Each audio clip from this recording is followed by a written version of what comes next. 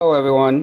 Today we're making a creamy potato side dish, and we're going to do this in a crock pot. Today I had to borrow my sister-in-law's 3-quart crock pot because this is just a side dish.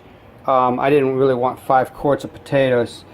And you can also do this in the oven too, but this is one of those set it and forget it recipes. So let's go over the ingredients real quick, and then we'll move right into the first step. So we got red potatoes, about 7 red potatoes. We're going to dice those up. For our seasoning, we got garlic and minced onions. You want to use the dried minced onions instead of fresh onions. Instead of the fresh onions releasing moisture, these dried onions are actually going to help absorb moisture, so you don't want this the sauce to be too runny. Okay, so and then our next step, we've got 1/3 cup sour cream and 1/3 cup shredded Velveeta cheese. If you can't find the shredded Velveeta cheese, which I just think is easier, you can use the original Velveeta cheese as well. But you want 1/3 cup of cheese and 1/3 cup of sour cream. You want 1 cup of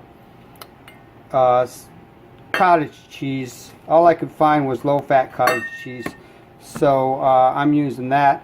And we're going to take the cottage cheese and then we're going to garnish it with some chives and some paprika, which I don't have out yet. Now our first step is to go ahead and blend, or use a food processor, and blend your cottage cheese and your sour cream together, and then put that into a bowl and mix the Velveeta cheese. Okay, so I'm going to get that step done. I'm also going to get the peppers diced up, or the potatoes diced up, and in the crock pot. Okay, so measure out your ingredients. Remember, it was 1/3 cup of the sour cream and 1 cup of the cottage cheese. And then just blend that till it's smooth.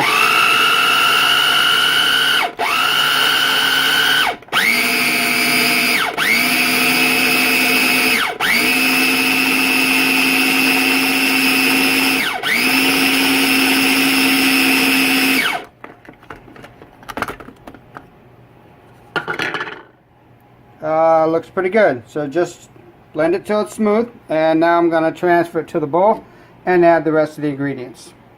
Okay, so once you got it blended, pour it into a bowl, and I need to mention that this is pretty thick and it does not pour, so you need something like a small rubber spatula. I actually bought this rubber spatula when I bought this mini food processor, but that's not going to pour out of there very easily, so you're going to need something to get that out. Otherwise you're going to lose a lot of your mixture. Okay, so once you do that, add the cheese, add your onion flakes,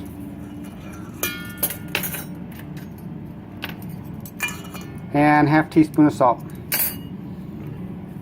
Mix that all together.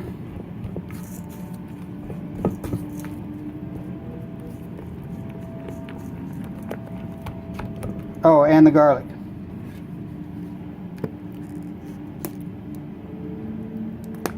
That's about too close. Can't have enough. Can never have too much garlic, right? Once you mix this in, just pour it on top of the potatoes. Set it on low and let it go for about 4 to 5 hours, and it'll be ready, and we'll come back at that point.